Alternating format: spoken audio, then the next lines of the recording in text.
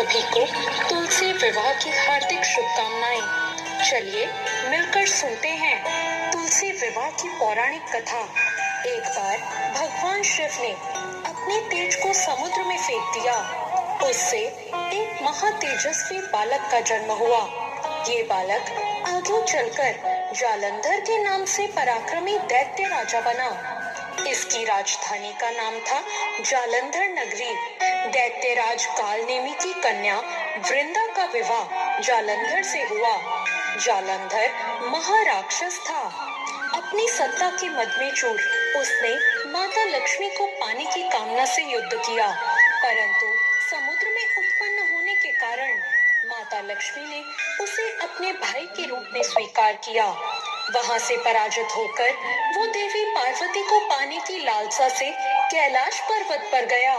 भगवान देवाधिदेव शिव का ही रूप धरकर माता पार्वती के वो समीप गया, परंतु माँ ने अपने योग बल से उसे तुरंत पहचान लिया और वो वहां से अंतर्ध्यान हो गई। देवी पार्वती ने क्रोधित होकर सारा वृतांत भगवान विष्णु को सुनाया। जालंधर की पत्नी वृंदा बहुत ही पतिव्रता स्त्री थी। उसके पतिव्रत धर्म की शक्ति से ही जालंधर ना तो मारा जाता था और ना ही पराजित हो सकता था। इसलिए जालंधर का नाश करने के लिए वृंदा के पतिव्रत धर्म को भंग करना बहुत ही आवश्यक था। इसी कारण भगवान विष्णु ऋषि का वेश धारण करके वन में पहुंचे, जहां वृंदा अकेले भ्रमण कर रही थी। भगवान के साथ दो मायावी राक्षस और भी थे, जिन्हें देखकर वृंदा भयभीत हो गई। ऋषि ने वृंदा के सामने पल में ही उन दोनों राक्षसों को भस्म कर दिया। उनकी शक्ति देखकर वृंदा ने कैलाश पर्वत पर महादेव के साथ युद्ध कर रहे अपने पति जालंधर के बारे में पूछा। ऋषि ने अपने माया जाल से दो वानर प्रकट किए और एक वानर के हाथ में जालंधर का सिर था और दूसरे के हाथ में जालंधर का धड़। अपने पति की ये दशा देखकर वृंदा मूर्छित होकर गिर पड़ी।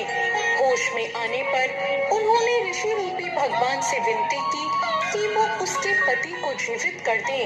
भगवान ने अपनी माया से जालंधर का सिर धड़ से पुनः जोड़ दिया, परंतु स्वयं भी उसी शरीर में प्रवेश कर गए। वृंदा को इस छल का बिल्कुल भी आभास न हुआ। जालंधर बने भगवान के साथ वृंदा पतिव्रता व्यवहार करने लगी, जिससे उसका सतीत्व भंग हो गया। ऐसा होते ही वृंदा का पति जालंधर युद्ध में हार गया। इसी सारी लीला का जब वृंदा को पता चला तो उसने क्रोधित होकर भगवान विष्णु को हृदयहीन शिला होने का श्राप दे दिया। अपने भक्त के श्राप को भगवान विष्णु ने स्वीकार किया और सालिग्राम पत्थर बन गए। सृष्टि के पालनकर्ता के पत्थर बन जाने पर ब्रह्मांड में असंतुलन हो गया। ये देखकर सभी देवी देवताओं ने वृंदा से प्रार्थना की कि वे भगवान विष्णु को श्राप से मुक्त कर दें। वृंदा ने भगवान विष्णु को श्राप से मुक्त कर स्वयं आत्मदाह कर लिया। जहां वृंदा भस्म हुई वहां तुलसी का पौधा उग गया। भगवान विष्णु ने वृंदा से कहा, हे वृंदा, तुम अपने सतीत्व के कारण मुझे बहुत अधिक प्रिय हो गई हो। अब तुम तुलसी के रूप में सदा मेरे साथ रहोगी। तब से हर साल कार्तिक महीने की देवउठनी एकादशी का दिन तुलसी विवाह के रूप में मनाया जाता है। जो मनुष्य मेरे सालिग्राम रूप के साथ तुलसी का विवाह करेगा, उसे इस लोक और परलोक में विपुल यश प्राप्त होगा। उसी दैत्य जालंधर की ये भूमि जालंधर नाम से विख्यात है। सती वृंदा का मंदिर मोहल्ला कोट किशन चंद में स्थित है। कहते हैं इस स्थान पर एक प्राचीन गुफा भी थी जो सीधी हरिद्वार तक जाती थी। सच्चे मन से 40 दिन तक सती वृंदा के मंदिर में पूजा करने से सभी मनोरथ पूर्ण होते हैं। जिस घर में तुलसी होती है वहां यम के दूत भी असमय नहीं जाते।